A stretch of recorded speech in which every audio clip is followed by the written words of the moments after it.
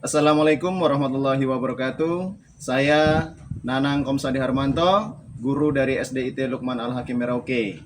Saya mengikuti pelatihan coding dan kecerdasan artifisial, di mana kita sudah masuk modul ketiga.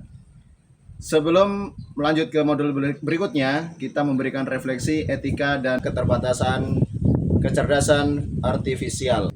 Di situ saya akan membahas keterbatasan kecerdasan artifisial, kemudian dampak dari itu sendiri, dan prinsip etika di dalam kecerdasan artifisial. Yang pertama yaitu keterbatasan utama kecerdasan artifisial atau yang disingkat dengan KA. Dua keterbatasan utama yang saya pelajari dari eksperimen dan pembelajaran yang sudah dilalui. Karena kecerdasan artifisial ini hanya sebaik data yang melatihnya dan kurangnya pemahaman konteks atau nalar manusia. Kenapa kecerdasan artifisial hanya sebaik data pelatihan atau bias dan keterbatasan cakupan? Jika data yang kita gunakan untuk melatih kecerdasan artifisial, misalnya gambar, kemudian grafis, ya, itu mengandung bias atau tidak beragam, maka keputusan itu, keluaran atau output dari kecerdasan artifisial ini akan ikut bias juga dan terbatas. Sehingga kecerdasan artifisial ini tidak dapat mengenali atau memproses apapun yang berada di luar cakupan data pelatihannya. Menurut saya, keterbatasan ini adalah yang paling kritis. Ini berarti kita harus selalu bersikap skeptis terhadap hasil kecerdasan artifisial, akan ikut bias dan terbatas, sehingga kami selaku guru juga harus melakukan double check-in atau double correction, ya, untuk memastikan bahwa apa yang kita minati itu sesuai dengan permintaan kita selaku guru sebelum kita berikan kepada peserta didik kita. Yang kedua, kurangnya nalar dan pemahaman konteks. Kecerdasan artifisial generatif dapat menyusun kalimat yang sempurna secara tata bahasa dan faktual, tetapi seringkali tidak memiliki pemahaman yang mendalam tentang makna dan balik kata-kata tersebut. Ia tidak memiliki pengalaman hidup emosi ataupun nalar akal sehat manusia. Hal ini bisa menghasilkan halusinasi. Tetapi faktanya salah. Respon yang tidak sesuai dengan konteks sosial yang sensitif. Nah, di sini menurut saya keterbatasan ini menegaskan bahwa kecerdasan artifisial adalah alat bantu, bukan pengganti kita sebagai guru ataupun pengganti siswa.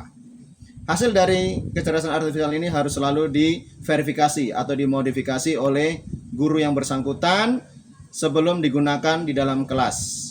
Dampak apa keterbatasan kecerdasan artifisial di sekolah? Kalau di sekolah kami, jika guru menggunakan kecerdasan artifisial untuk membantu membuat soal atau menilai esai dan data pelatihan, kecerdasan ini memiliki bias budaya atau linguistik. Misalnya, hanya dilatih pada gaya penulisan Amerika, mungkin akan salah menilai jawaban siswa yang menggunakan gaya penulisan yang berbeda. Seperti contohnya digunakan pada bahasa Indonesia atau memberikan soal yang kurang relevan secara lokal. Nah, adapun hal ini menuntut guru untuk selalu meninjau atau mengoreksi kembali output yang dihasilkan oleh kecerdasan artifisial itu untuk memastikan kepastian dan kebenaran yang sesuai dengan keinginan guru. Resiko dari hasil halusinasi dan penelitian, siswa mungkin menggunakan kecerdasan ini untuk mencari fakta atau referensi cepat, karena kecerdasan artifisial tidak memiliki nalar dan bisa berhalusinasi atau mengarang sumber dan fakta, sehingga siswa beresiko memasuki informasi yang salah ke dalam tugas atau presentasi mereka nantinya. Nah, berarti sekolah harus menekankan keterampilan verifikasi sumber dan menjadikan kecerdasan artifisial sebagai alat untuk membuat kerangka, bukan sebagai sumber tunggal. Kemudian, Untuk prinsip etika dalam kecerdasan artifisial generatif di sekolah, ada dua hal, yaitu akuntabilitas dan transparansi serta integritas akademik.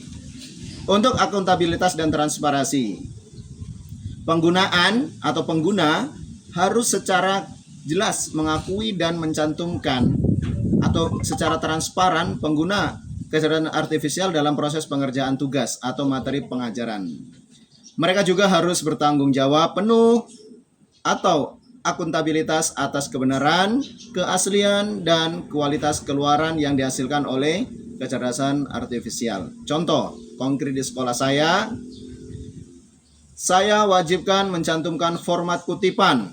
Misalkan teks ini dibuat dengan bantuan ChatGPT atau diedit, diverifikasi oleh nama siswa. Ya, seperti itu.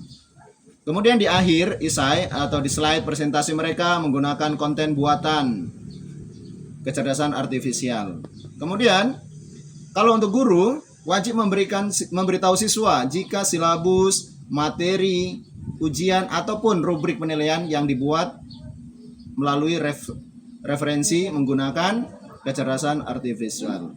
Kemudian yang kedua, integritas akademik. Pada prinsipnya, penggunaan kecerdasan artifisial harus mendukung pembelajaran dan pemahaman siswa, bukan menggantikan. Siswa tidak boleh menggunakan kecerdasan artifisial untuk menghindari proses berpikir kritis, analisis, atau menyelesaikan masalah yang seharusnya menjadi tujuan tugas tersebut. Contoh konkret di sekolah saya, dalam implementasi, guru mendesain tugas yang tahan kecerdasan artifisial, yaitu tugas yang memerlukan refleksi pribadi, pengalaman lokal, misalnya wawancara narasumber yang berasal dari sebuah industri, atau analisis mendalam yang melampaui kemampuan generatif kecerdasan artifisial. Contoh tugas, alih-alih meminta esai umum tentang pahlawan, guru meminta esai yang membandingkan pandangan kecerdasan artifisial tentang pahlawan nasional dengan pandangan kakek nenek siswa, memaksa siswa untuk menggabungkan keluaran kecerdasan artifisial dengan konteks lokal dan nalar manusia, dalam hal ini dari pemikiran kakek dan nenek siswa tersebut. Demikian pemaparan saya tentang refleksi, etika, dan keterbatasan kecerdasan artifisial. Terima kasih. Wassalamualaikum warahmatullahi wabarakatuh.